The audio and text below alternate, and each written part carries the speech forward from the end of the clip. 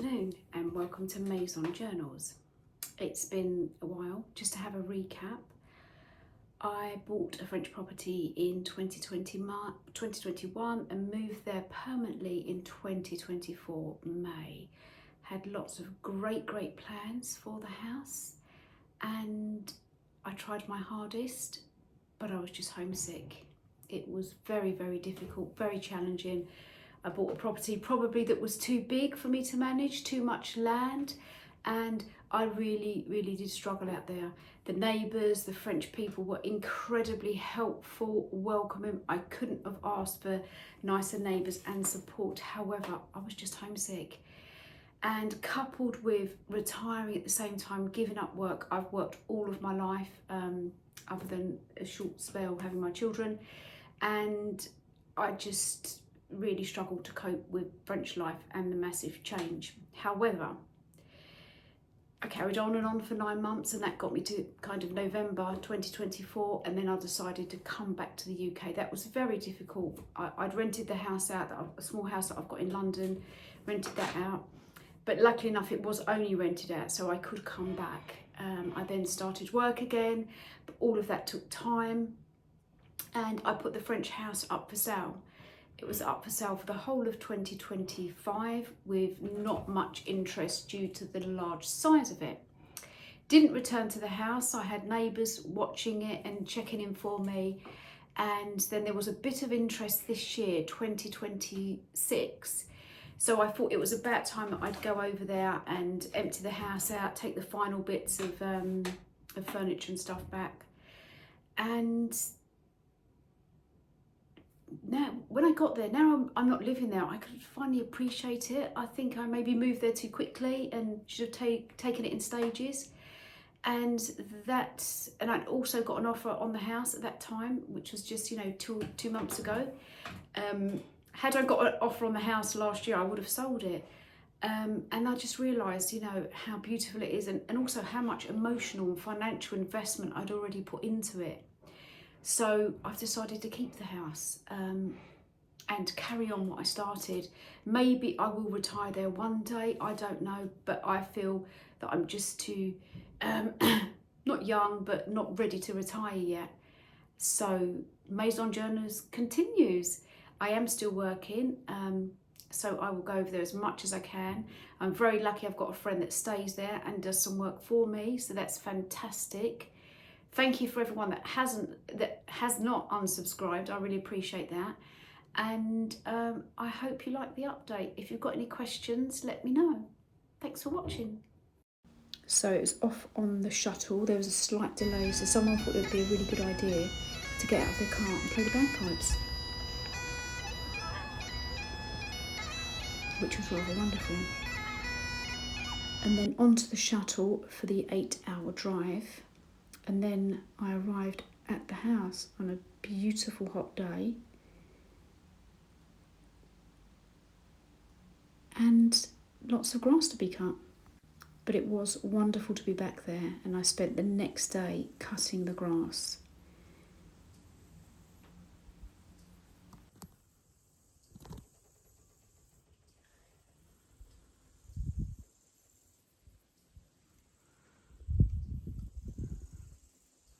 Whilst cutting the grass, I found this tiny nest. I put my hand there just to get the scale.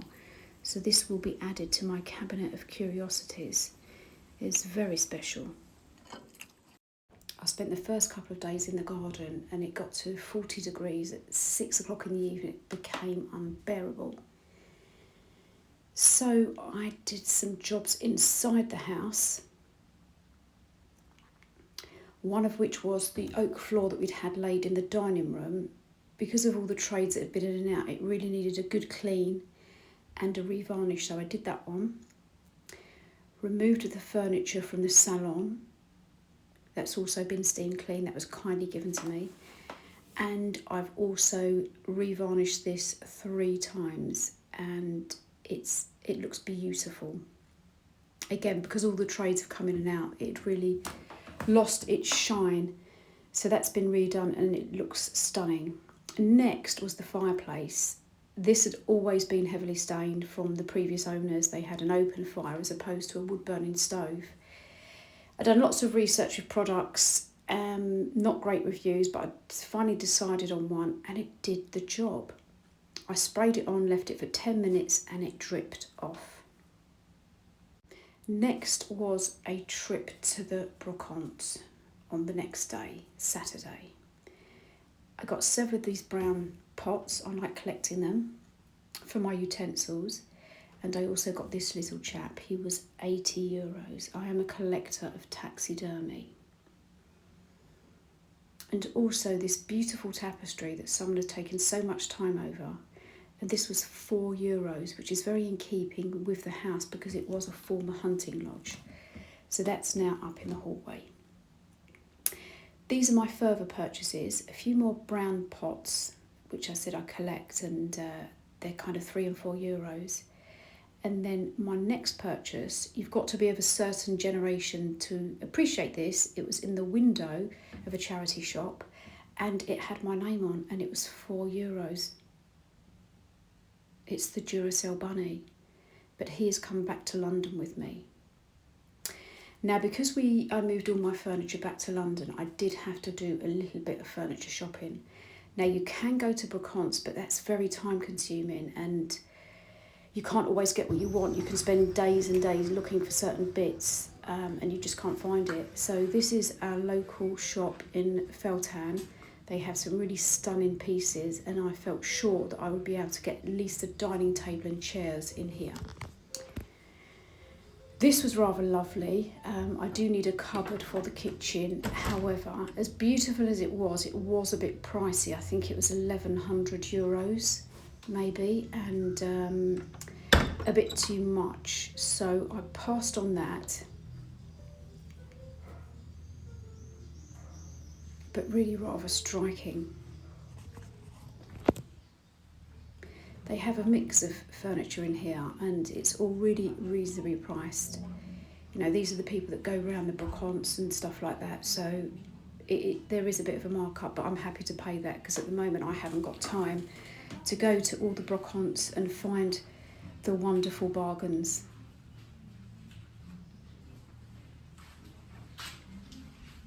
I think this marble table here was just €90, which I think is really, really reasonable.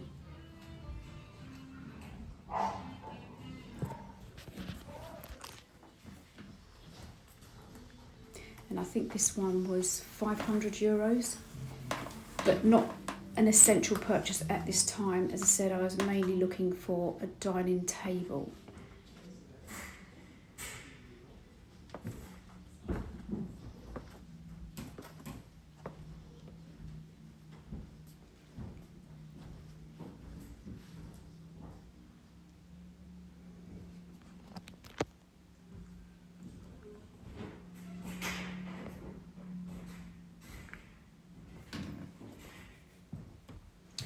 I purchased this bench. This was, I believe, €130 for the kitchen and it fits in really nicely.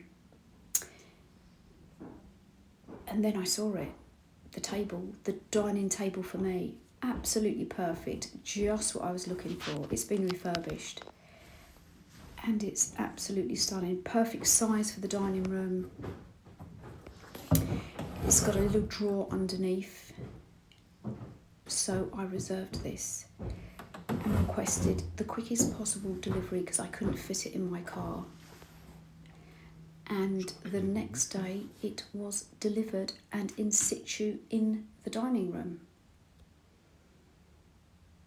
This lovely tablecloth I bought from a shop in France, a very cheap shop, Action. It's linen and I think it's about 3 meters. Which I was considering buying a few more of these for the curtains. The chairs that came with the table, they only had 2 in stock, so they are going to deliver a further 4, so we've got 6 chairs at the table. And I need to find a sideboard for that side in the dining room. This was also purchased from Action, a nice French cafe print, and that was €4. Now the windows on the ground floor have all been replaced. They are fantastic. There's no draft, really, really good. So I don't really need curtains, but I do think that I need them in this room to bring a little bit of warmth and coziness. So I may buy some more of those tablecloths and turn them into curtains. But still not 100% sure whether I need curtains, but I do think it would certainly make the room a little bit more cosy. But I'm really, really happy with the table, and the other chairs will be delivered shortly, and the floor has come up amazingly well.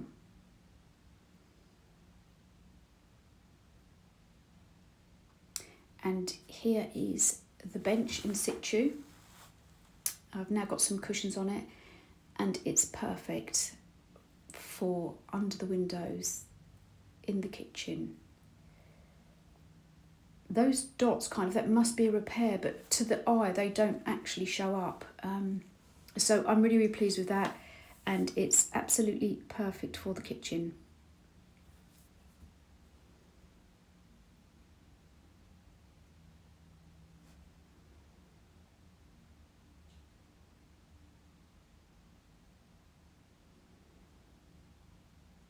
And that is the winter salon also done.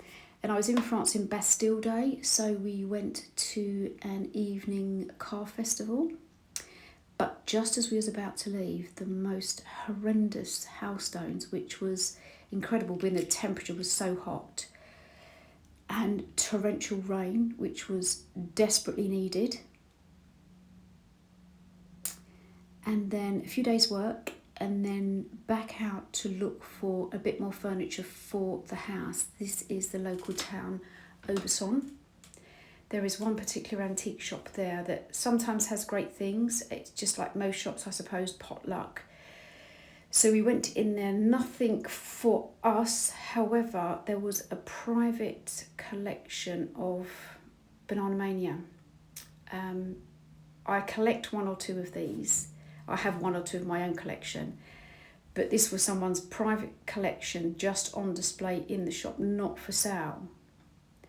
But what an amazing collection.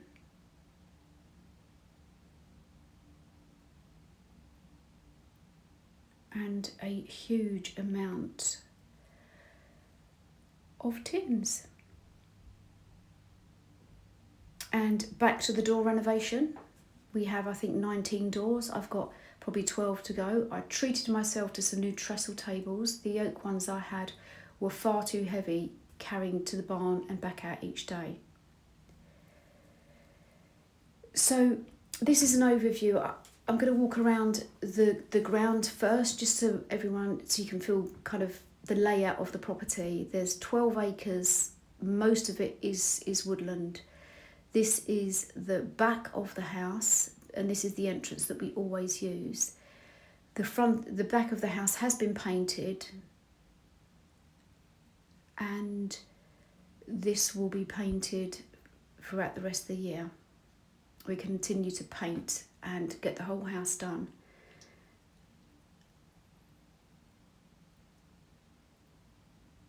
The roof has been conditioned, it's been swept down, resealed, some tiles replaced, so the roof is very, very good.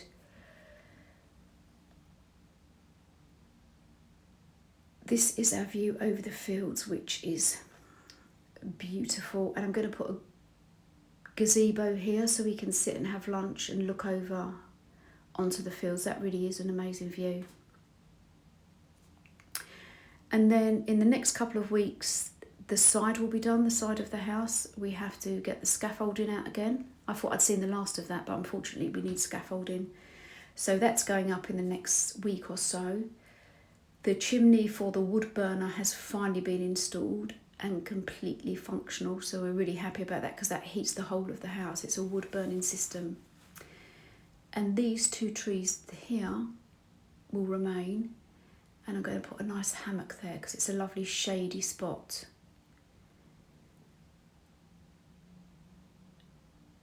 So they're going to start painting this side, and then we go round to the front of the house.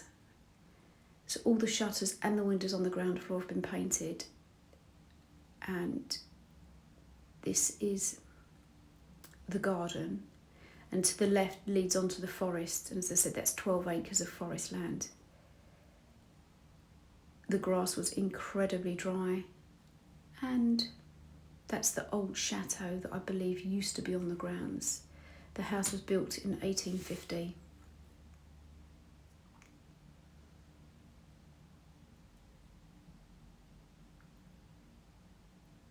And this is the house from the front.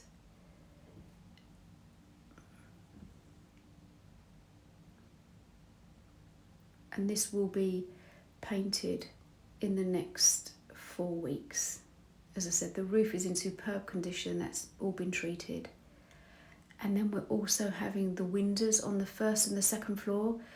I don't want to replace them because they're in good condition, so we're just going to have a glazer come in, replace the glass because some of the putty is rotting, and then we will paint the first and the second floor windows next year once the putty is set a bit. But I believe sometimes that can take a couple of years, but they'll be painted next year.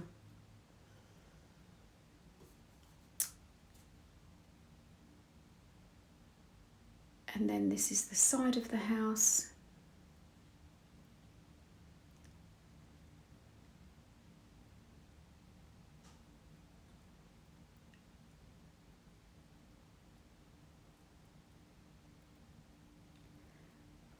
That is the wood store, and that is up into the forest.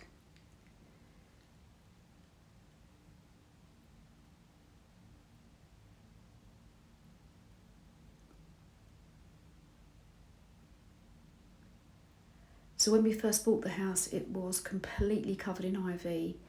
All of the balconies were leaking.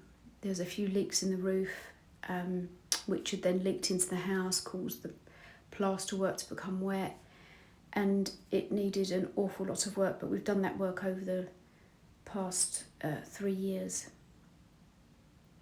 And it's looking rather beautiful now.